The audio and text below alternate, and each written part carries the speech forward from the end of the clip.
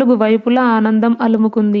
వైశంపాయనుడు చెప్తున్నాడు, జనమేజయ, శ్రీకృష్ణునికి జరిగిన ప్రథమ సత్కారాన్ని చూచి చేది దేశపు రాజు శిశుపాలుడు మండిపడ్డాడు.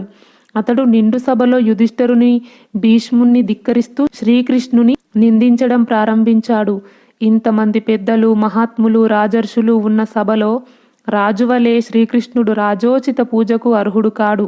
మహాత్ములైన పాండవులు శ్రీకృష్ణుణ్ణి పూజించడం ద్వారా తమకు యోగ్యమైన పని చేయలేదు. పాండవులారా, ఇంకా మీరు బాలకులే, మీకు ధర్మ సూక్ష్మం తెలియదు. భీష్ముడు వృద్ధుడైపోయాడు, ఇతనికి దీర్ఘదృష్టి లేదు. భీష్మ, నీ వంటి ధర్మాత్ములైన పురుషులు కూడా మనసుకు తోచిన పని చేస్తే అవమానాల పాలవుతారు. కృష్ణుడు రాజే కాడు, ఇక రాజులలో గౌరవింపదగినవాడు ఎలా అవుతాడు? ఇతడు వయసులో కూడా అందరికంటే పెద్దవాడు కాడు. ఇతని తండ్రి వసుదేవుడు ఇంకా బతికే ఉన్నాడు. ఇతనిని మీకు నిజమైన హితైషిగా